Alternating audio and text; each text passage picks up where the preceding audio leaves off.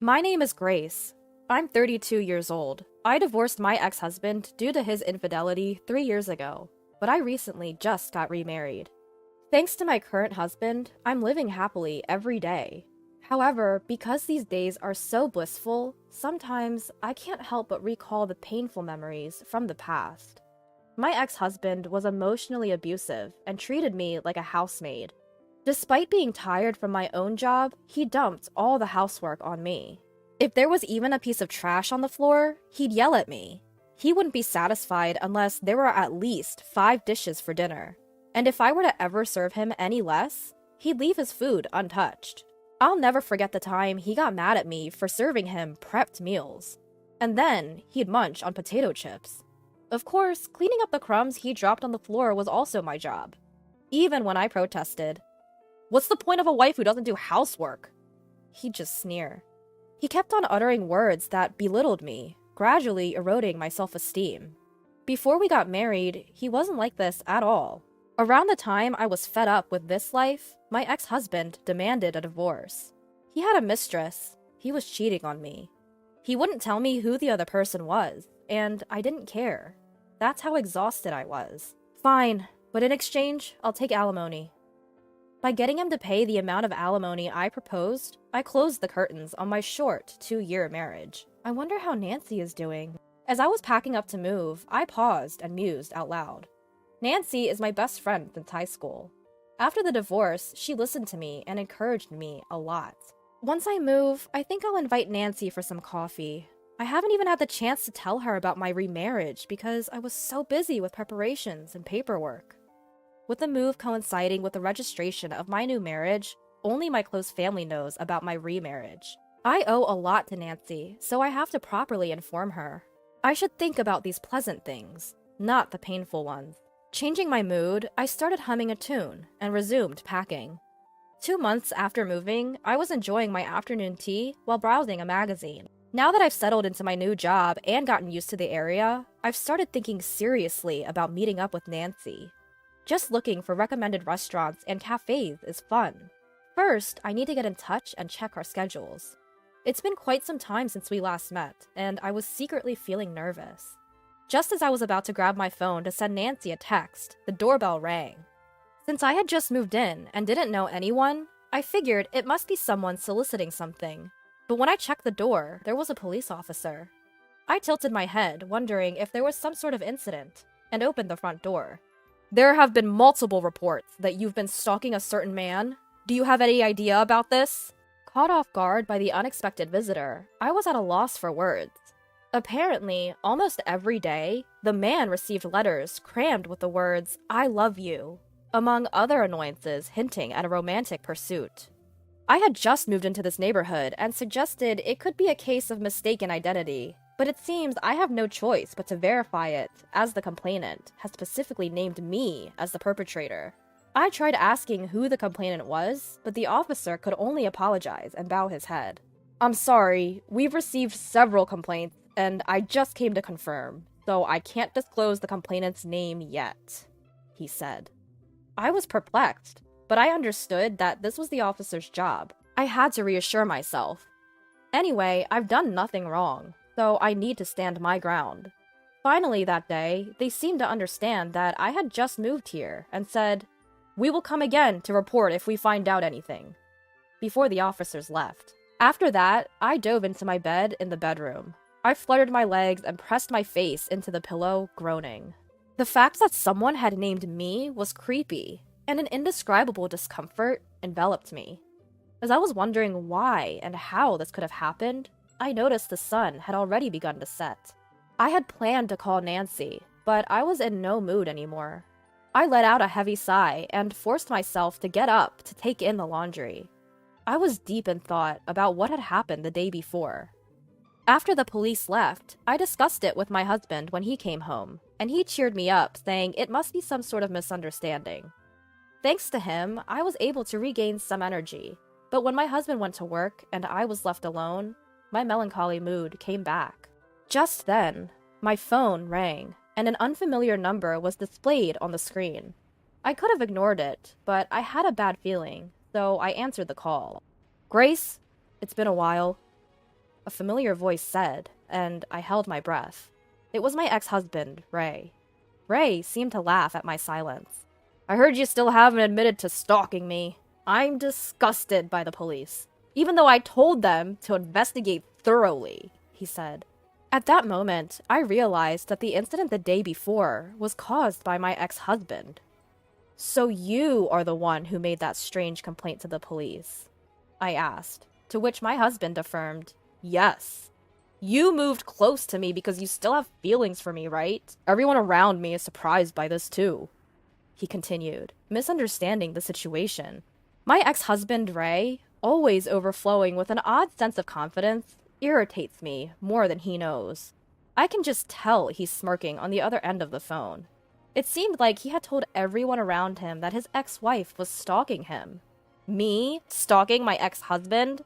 That's ridiculous. The painful memories from the past came flooding back, and even though I tried to maintain my composure, I could feel my blood boiling. It's been 3 years now. What are you talking about? Besides, I'm remarried. I responded strongly, but my ex-husband just laughed as if he didn't believe me. If the police can't settle this, then we have to do it ourselves, he said, suggesting a face-to-face meeting. The place he chose was a diner. Fine, I have nothing to hide, I finally agreed. Angry as I was, I responded to the call and headed to the local diner. In retrospect, I admit that it was rather thoughtless of me. Upon arriving at the diner, I found my ex-husband Ray waiting at the entrance. He was different from the old days. Dressed in a suit even I could tell was of good quality. Grace, have you gotten prettier somehow? His scent, a fragrance of cologne, wafted from him as he studied me intently. Don't even, I retorted, frowning, to which Ray simply shrugged his shoulders. Same old Grace, still lacking in charm, he remarked. I swallowed a retort and trailed behind Ray. When we arrived at the table he had already reserved, I was shocked at the unexpected person seated there. Nancy? What are you doing here? Yes, it was my best friend Nancy, who was seated there. Ray and Nancy exchanged glances and shared a smirk. Nancy and I got remarried. Don't be jealous just because I'm happy, Ray said, putting his arm around Nancy's shoulder. His arm was adorned with an expensive, gleaming watch that seemed out of place. Oh, this? I'm a CEO now, you see. Thanks to Nancy, of course. Ray had apparently established a company with the help of Nancy's parents after our divorce. It seemed the business was doing well and had become stable. Honestly, I didn't care about that. What stunned me was the word remarriage. Nancy, who knew how badly I was treated, remarried this man? Seeing my confusion, Nancy cheerfully said, When you invited me to your wedding, I was so surprised. Such a wonderful man like Ray, with you? I never really liked you from the beginning, you see. You were always the center of everyone's attention. So I decided to pretend to be your best friend and take you down one day.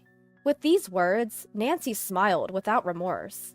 Every time I met Ray, we joked that we met in the wrong order, she said, cuddling up to Ray happily. Looking at Nancy's happy face made me feel nauseous. She had been there to comfort me after my divorce and listen quietly to all my grievances. But now, I realized that she must have been listening with a vile expression like she had now. With a triumphant look on her face, Nancy started talking to me.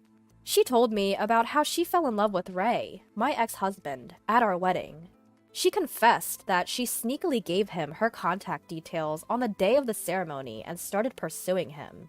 Ray, she said, quickly became infatuated with her. The most shocking revelation was that Nancy had been encouraging Ray to emotionally abuse me. No wonder I felt Ray's personality had suddenly changed after we got married. The two of them had been enjoying my suffering, and I had been oblivious. You wouldn't give up, so in the end, we made Ray pay some money and demand a divorce, Nancy said, sipping her orange juice with a look of exhaustion.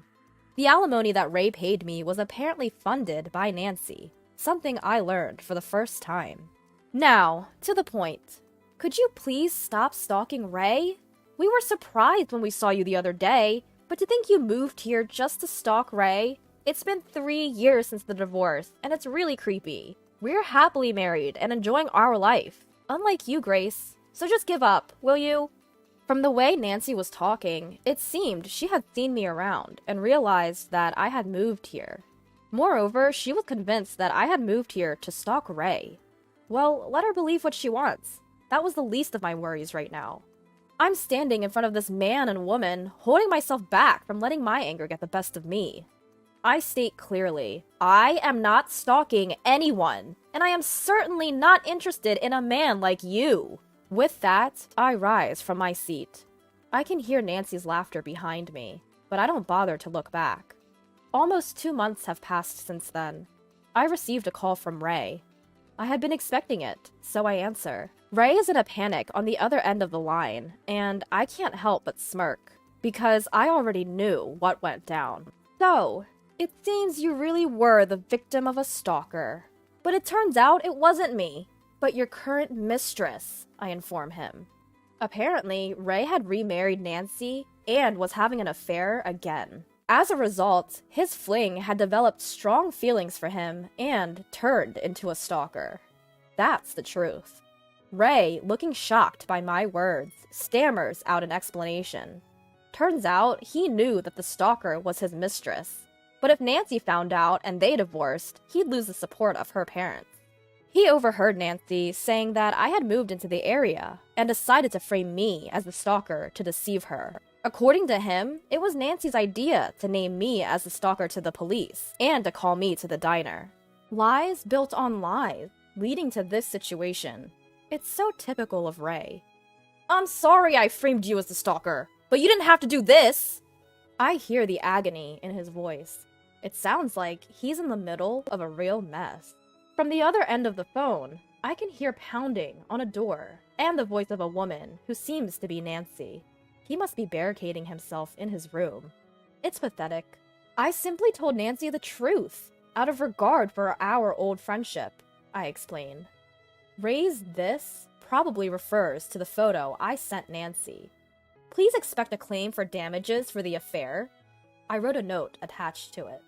The photo shows Ray's mistress engaging in stalking, and another scene of Ray walking arm in arm with the stalker into a hotel.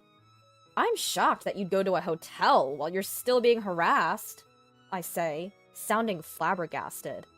I had no choice! She threatened to tell Nancy to divorce me if I didn't meet her. As for how I got such a photo, is all thanks to my husband. My current husband runs a private detective agency. He recently set up his own office, and we moved to this area. However, I am feeling mixed emotions and guilty that the first job after opening his office involves my ex-husband. My husband managed to find the real stalker of Ray in about a month, and secured solid evidence of Ray's affair with the stalker. I can't thank him enough. By the way, expect a claim for damages from both you and Nancy, I tell him. I hear Ray make a bewildered noise. You knew who the real culprit was, yet you named me to the police as the stalker? And on top of that, you spread rumors about it. Just how low can you go? But I caught my ex-husband Ray at a loss for words, and I pressed on. I was just about to forget our married life. I'm gonna make you pay for reopening my wounds. Right after I heard Ray's pitiful whimper, there came a loud noise and a woman's angry shout from the other end of the line. It seemed like Nancy had broken down the door and entered the room. I heard her ask, "Who were you sneaking around talking to?" And then the voice on the phone switched to Nancy. She must have grabbed the phone from Ray. "Who are you? That stalker chick?" "No, it's Grace." Nancy didn't calm down, even when she found out it was me on the phone with Ray. She continued to rant out. She was apparently angry about being asked to pay compensation for the affair. "Don't kid yourself! Why on earth should I have to pay for compensation now?" I told her what I'd learned from the lawyer who was introduced to me by my husband. That if you divorce due to an affair and don't know who the other person was, you can demand compensation up until 3 years after you find out. I just informed your husband that I'll be seeking damages for defamation. Nancy's voice cracked with tears. You money grubber! Don't take away my happiness! You're just getting back what you dished out, right? All because she disliked me, she had Ray do her dirty work and torment me. She played the good friend after the divorce, but inside, she was laughing at me. I can't forgive her. I'm not paying any compensation fee! When I was called out to a diner, I had a voice recorder in my bag. I had it turned on for self-defense, but I unexpectedly found out that Nancy was the one Ray had the affair with 3 years ago when we got divorced.